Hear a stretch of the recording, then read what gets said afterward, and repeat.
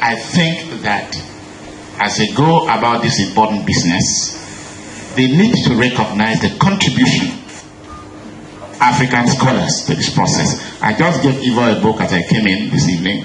It's a book I did almost 15 years ago called African Abakua. I've given him the Spanish edition, which is in Spanish, called Historia de la Esclavitud Negra en las Americas del Caribe. And that book is very widely read.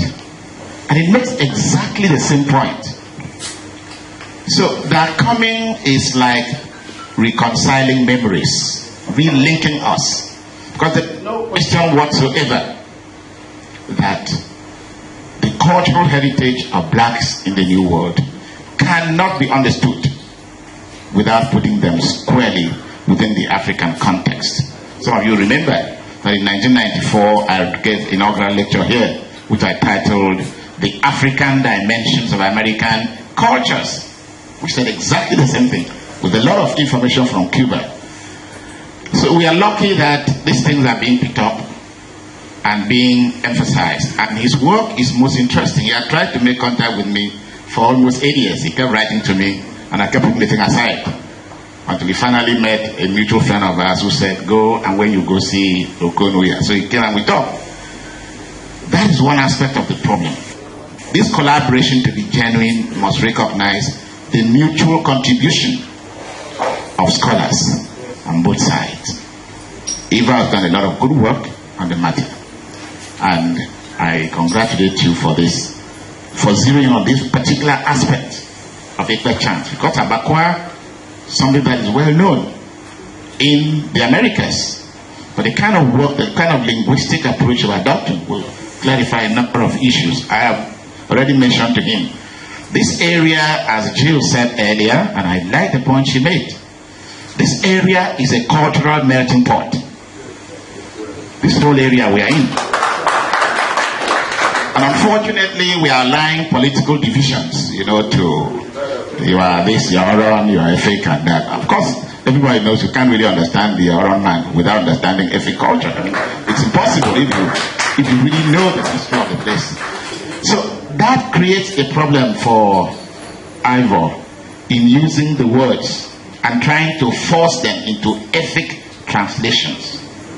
Because I think many of the things we're talking about, they may sound Efik, but you'll find that it's a crossbreed language, something being brought together. Some of the words are Kwa, some are Efot, some are Efik, and I did tell you that don't try forcing it into Efik. This is the nature of this area. It's like a melting pot that things are shared. And the most important thing which is shared, of course, is Ekpo.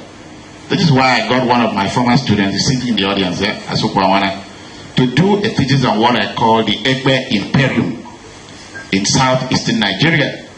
Which is to say that if you want to understand how these people are united, how they are connected, apart from the river, which was important, apart from trade, which was also important, apart from some of the cultural artifacts that Jill talked about, the most important is Ekpo. They share this in common. So, welcome. I'm sorry that your husband's book on Ekpo, I saw it in manuscript. It was given to me. I prepared it and gave it back to Mrs. Ekpo. The next thing I heard was it was dead, and I feel very bad about it. Because this is the first scholar, the first white scholar I know of, who has very generously, and you correct me if I'm wrong, acknowledged my book on the Oron people, extensively quoted.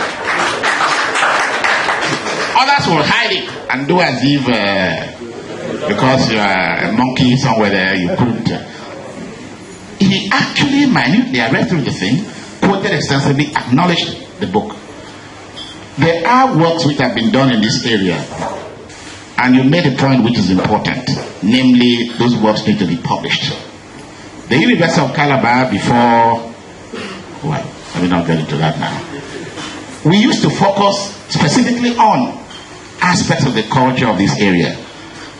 Dr. Ekpo Eyo will remember the conference he organized here, which was the last thing ever done in this area, meaningful. on the old Calabar Revisited, book which became controversial in its own way. But things are being done. The access to the wider public is rather limited. And I think one thing you can do for us to go back there is to open up that access, so young scholars who write can also publish and be read outside, just like we read what is written outside. My main point is that it is a very, very important cultural activity linking together this area. And a lot of work remains to be done.